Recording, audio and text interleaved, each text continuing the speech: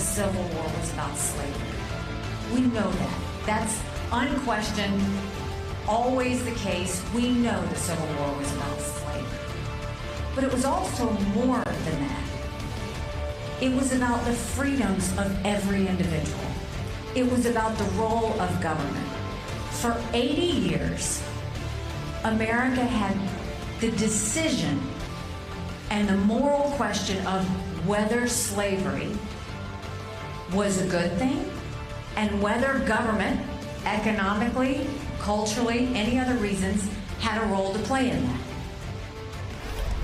Hi again, everyone. It's 5 o'clock in Washington, D.C. I'm Simone Sanders Townsend in for Nicole Wallace. Clean up on aisle 12. Republican presidential candidate Nikki Haley doing damage control today over an exchange she had at a town hall last night where she was asked a question that even grade school kids know the answer to. It's an answer that she knows as well, but in typical fashion, in an attempt by those in the Republican Party to whitewash American history, Nikki Haley chose instead to try and feed red meat to her base. When asked what was the cause of the Civil War, Haley said a lot of words, but she left out a really important one: slavery. It sent a very clear signal showing us exactly who she is and the rest of the Republican Party are. Just take a look at the full exchange. What was the cause of the United States Civil War?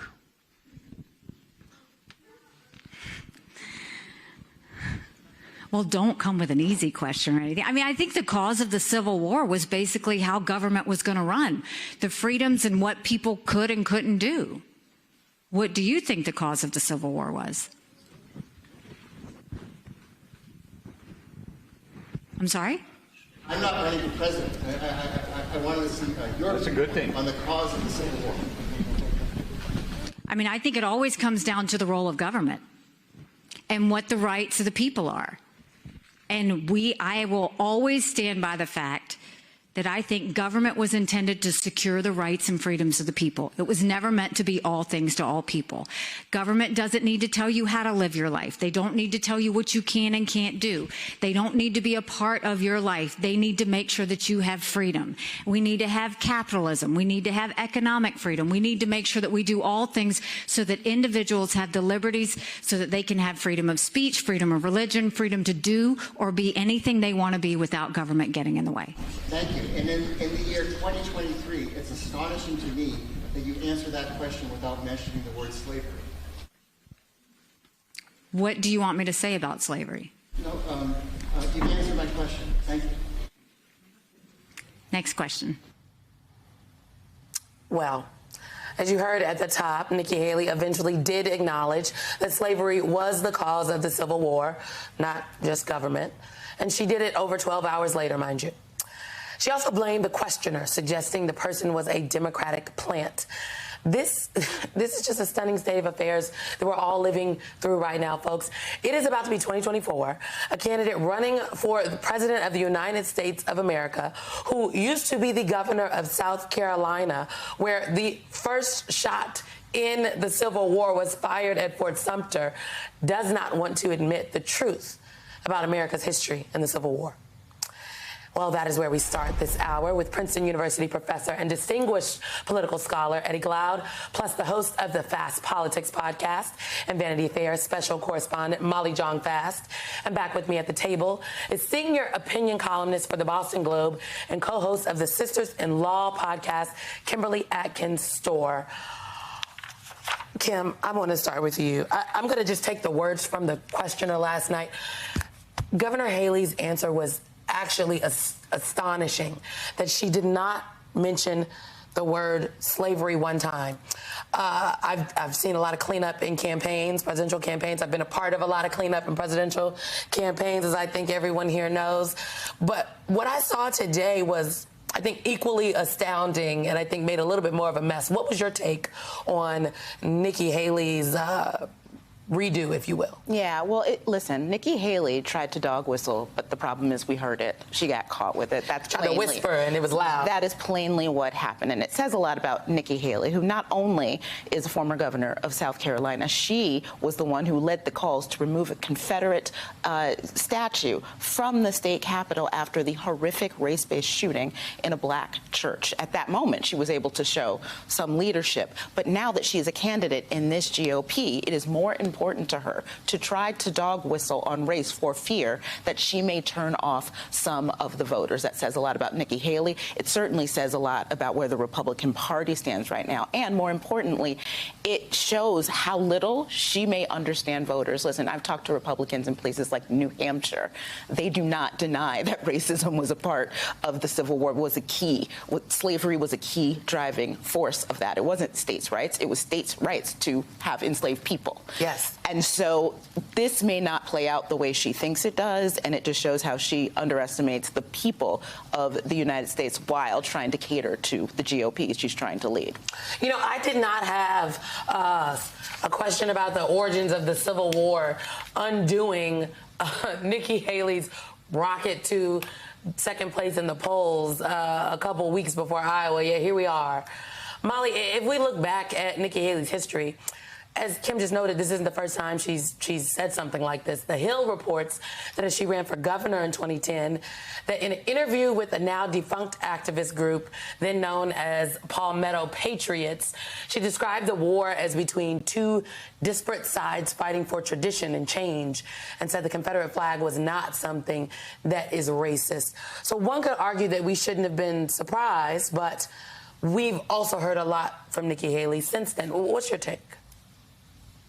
I mean, look, moral clarity, right? We need moral clarity from our leaders. We need people to say things like, this is an obvious answer. The obvious answer is slavery was the cause of the Civil War.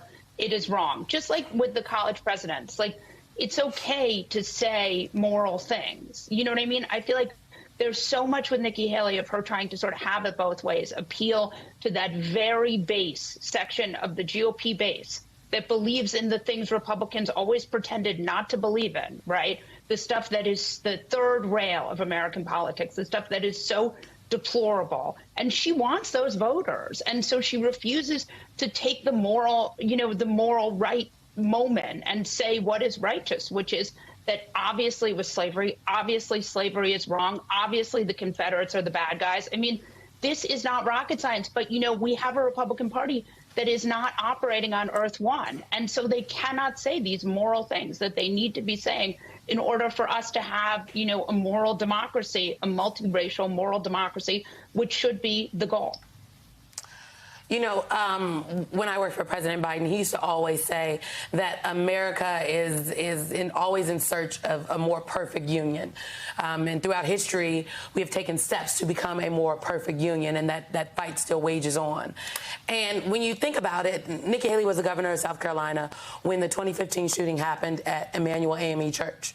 Right, when a racist young man walked into a church and gunned down members of a church, including the pastor, during Bible study. Okay, so that led to the taking down of the Confederate flag from the South Carolina State House after many calls for it. And this is what she said at the time. I want to play this for folks. In South Carolina, we honor tradition, we honor history, we honor heritage, but there's a place for that flag, and that flag needs to be in a museum where we will continue to make sure that people can honor it appropriately. But the State House that's an area that belongs to everyone, and no one should ever drive by the State House and feel pain. No one should ever drive by the State House and feel like they don't belong. And so I think this is a hopeful day for South Carolina.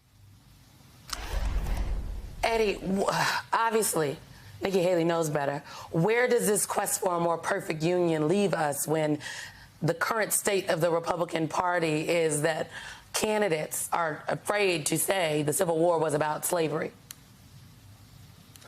Well, I think we have to confront, the reality that always haunts this fragile experiment in democracy, and that is that some people, Simone, actually believe the claims that she's put forward.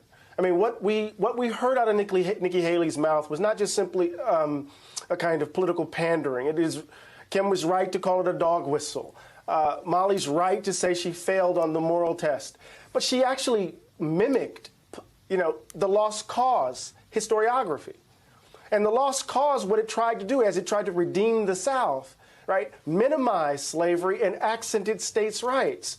And so what you get is this rewriting of American history right after Reconstruction, right? As the efforts of the Civil War collapses, you see people writing the story of the nation in such a way that in some ways absolves the South of its moral crimes in some ways. And so what Nikki Haley is doing, even in her redo, even in her cleanup on aisle 12, she invoked the basic narrative strategy of the lost cause, Simone. And so how do we address, this quest for a more perfect union? Tell the truth about some of us actually holding the view that this country ought to be and must remain, ironically, coming out of the mouth of Nikki Haley, a white nation in the vein of old Europe.